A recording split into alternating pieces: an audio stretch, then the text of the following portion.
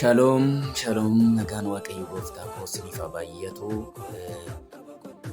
Jaalatamtoota, kabajamtoota, hordoftoota miidiyaa koo taatanii maqaan waaqayyo gooftaa koo Yesuus kan eebbifame haa ta'u. Sa'aatii kana ergaa waaqayyoo na keessa kaa'ee qabadhee gara keessan dhufeera. Ati namni sagalee kana dhaggeeffachaa jirtu ergaan kun kallattiidhaan si ilaallata. Amma furri waaqayyoo si argata, humni waaqayyoo si argata. Gaaffii keessa jirtu, haala keessa jirtu kam keessaayyuu inni si baasuu danda'u. Ayyaanni ulfinni waaqayyoo si argata. Yaada kee sirriitti naa kennuudhaan dhaggeeffadhu siin jechuu barbaada. Maqaan waaqayyoo kan eebbifame haa ta'u. Akkasumas ergaan kun hiriyoota baay'ee biraa akka ga'uu fi sheer koppiliin gochuudhaan namoota baay'ee biraan akka geessu abdiin qaba. Waaqayyo gooftaan koo si haa eebbisu. Kallattiidhumaan sagalee waaqayyoo haa dubbifannu. Tiitoo boqonnaa 2:11 irraa kaasee nan dubbisa akkanadha. Waaqayyo ayyaana isaa isa nama hundumaaf fayyina kennu mul'iseera. Waaqayyo ayyaana isaa isa nama hundumaaf fayyina kennu mul'iseera. Maqaan waaqayyoo kan eebbifame haa ta'u. Fayyuu kan barbaaduuf, boqonnaa argachuu kan barbaaduuf ayyaanni waaqayyoo mul'ateera. Ayyaanni waaqayyoo kun immoo waan gurguddaa hojjeta. Amma waan tokko siin jechuu barbaada. Humna furmaata kennu. Humna furmaata kennu. Addunyaa kana irratti humnoota baay'eetu jiru. Humni baay'een furmaata hin kennu. Humnoonni baay'een jiraachuu danda'u, garuu furmaata hin kennan. Furmaata dhala namaa, furmaata sirrii ta'e kennuudhaaf humni tokko garuu jira. Humni kunis maal akka ta'e sitti muufan jedha. Kutaa nama dubbise kana keessaa ayyaanni waaqayyoo inni nama hundumaaf fayyina kennuudha. Sa'aatii kanaa kaasee maqaa gooftaa Yesuus Kiristoos nama Naaziriitiin, nama yeroo kana dhaggeeffachaa jirtu, nama yeroo kana sagalee kana dhaggeeffachaa jirtu, siin kadhadha. Haala kam keessa jiraadhu, dhiphina kam keessa jiraadhu, yaaddoo kam keessa jiraadhu, humni furmaataa si argata. Maqaa Yesuusin humni furmaataa si argata. Maqaa Yesuusin humni furmaataa si argata. Humni furmaataa kun maalidha? Humni furmaataa kun ayyaana waaqayyoo jedhama. Keessumaa ijoollee waaqayyoo warra Yesuus Kiristoosiin fayyisaa lubbuu keessan godhatanii fudhattan.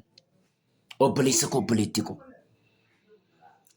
Si keessa humna furmaataa jira. Si keessa humna dhalootaaf furmaata kennu jira. Humna dhaloota hiikutu jira. Humna biyyaaf furmaata kennu jira. Humna dhalootaaf furmaata kennu si keessa jira. Maqaa gooftaa Yesuus Kiristoosiin humni kun humnaan akka mul'atu siin kadhadha.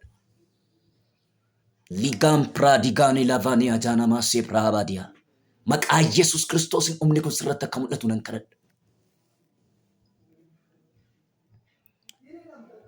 Ayyaanni waaqayyoo kun maal godha? Tokko, waaqayyo wajjin nu jiraachisa.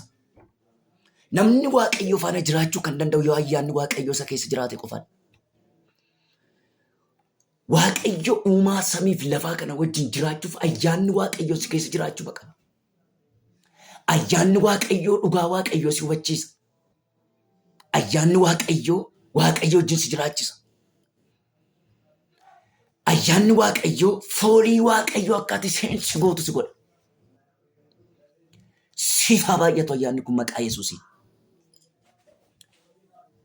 Liza bradina matia brabala badana majene mikroba hala badia takasia. Si argatu maqaa Yesuusiin. Waaqayyo wajjin nama jiraachisa ayyaanni waaqayyoo. Warri waaqayyo faana jiraatan warra ayyaana waaqayyoo qabanidha. Warra ayyaanichi keessa isaanii jirudha. Isaan waaqayyo faana jiraatu.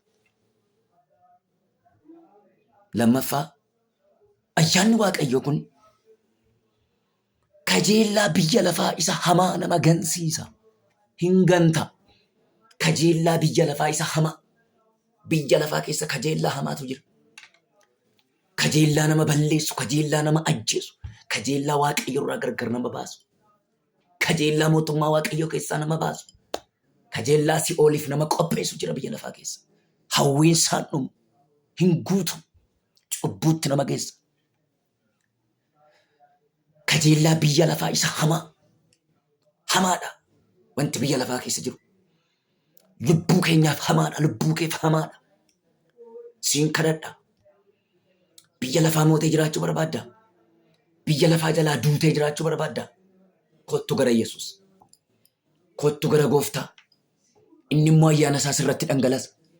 Ayyaanni kun fannoo irratti nuuf dhufe. Fannoo irratti dhiiga isaa dhangalaasuudhaaf tola nuu kenna ayyaana kana.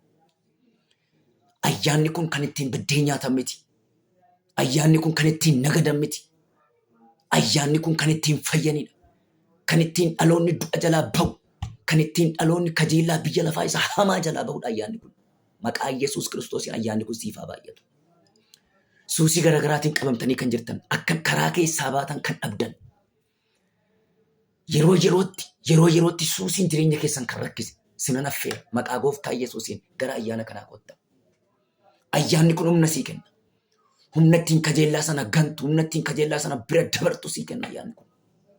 Maqaa Gooftaa Yesuus Kiristoosiin ayyaanni kun siif haa baay'atu. Sadaffaa, ayyaanni Waaqayyoo humna ittiin akkaati of qabdu si godhudha. Of nama qabsiisa. Goonni goota caalu biyya lafaa kanarratti, goonni beekamaan nama of bite, nama of qabe.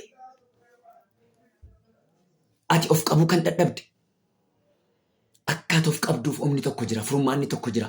Innis ayyaana Waaqayyoo jedhama. Kottu gara Yesuus, ayyaanni kun si argata. Of qabdaa. Paalaajenaamoosaa piraadikataaniyaa. Of qabdaa. Hamaattiin kuftu, kajeellaattiin kuftu, sobattiin kuftu, hannattiin kuftu, jibbattiin kuftu. Of qabdaa. Of qabdaa. Nama jechuun nama of qabeedha. Nama miira isaa to'ateedha. Nama miira isaa tasgabbeesse, nama miira isaa of qabuu danda'e. Kennaawwan hafuura qulqulluu, ijawwan hafuura qulqulluu keessaa inni tokko of qabuudha. Nama of bite, nama of qabetu namadha. Magaalaa bulchuun nama rakkisu, biyya bulchuun salphaadha. Of bulchuun garuu ulfaata. Nama jechuun nama of bulche, nama of qabe, nama of to'ate. Loosambardanii kabahataniya. Maqaa Gooftaa Yesuus Kiristoosiin akkaati of qabduuf ayyaanni Waaqayyoo siif haa baay'atu. Arfaffaa, qajeelummaatti jiraachisa. Qajeelaa taate akkati jiraattu. Qajeelota taane akka nuti jiraannu nu godha. Qajeelummaa keenya eeggannee akka nuti jiraannu nu godha ayyaanni Waaqayyo. Qajeelummaa Waaqayyo sii kenne, qajeelummaa karaa Kiristoos Iyesuus sii kenne sanatti fufuu barbaadda. Ayyaana Waaqayyootti jabaadhu. Ayyaanni Waaqayyoo siif haa baay'atu. Ayyaana Waaqayyoo kan ofirratti moosisi. Namni qajeelaa ta'ee jiraachuu kan danda'u ayyaanni Waaqayyoo isaa baay'ate qofaadha. Shanaffaa, namoota Waaqayyoo taanee akka jiraannu nu gargaara. Nama Waaqayyoo taane, nama Waaqayyoo ta'uun hin ulfaata. Nama Waaqayyoo isa dhugaa, nama Waaqayyoo isa sirrii taane akka nuti jiraannuuf ayyaanni Waaqayyoo nu barbaachisa. Ayyaanni Waaqayyoo kun nama Waaqayyoo isa dhugaa, nama Waaqayyoo isa sirrii taane akka nuti Gooftaa wajjin jiraannu nu gargaara. Maqaa Yesuusiin ayyaanni kun siif haa baay'atu. Gara gaariitti akka nuti guddannu gorsee nu qajeelcha ayyaanni Waaqayyoo. Gorsaa caalu. Nu gorsa, keessa keenyaa nu gorsa. Hafuurri nuti fudhanne hafuura gorsaati, hafuura ogummaati, hafuura sodaa Waaqayyooti. Akka Waaqayyoon sodaannuuf, akka Waaqayyo wajjin jiraannuuf, waan gaarii qofa akka hojjennuuf, gara gaariittis akka deebinuuf, gaarii qofa akka yaannuuf, obboleessa keenyaaf, obboleettii keenyaaf, biyya keenyaaf gaarii akka yaannu, dhalootaaf gaarii akka yaannu, ayyaanni Waaqayyoo nu gargaara. Ayyaanni kun siif haa baay'atu. Kana hundumaa keessa jiraachuu barbaaddaa? Ati namni dhaggeeffachaa jirtu Gooftaan qabdu yoo ta'e, gara Kiristoos Iyesuus kottu. Humna kana argatta. Ayyaana kana argatta. Eebba kana argatta. Of qabda. Waan jireenya kee irratti moo'e jalaa baata. Qajeelummaatti jiraatta. Biyya keef jiraatta. Dhalootaaf jiraatta. Karaa sirrii dhalootaatti agarsiifta. Maqaa Yesuus Kiristoosiin siif haa ta'u. Galanni Waaqayyoo Gooftaa maccaaf haa ta'u. Waan na dhaggeeffatteef eebbifame.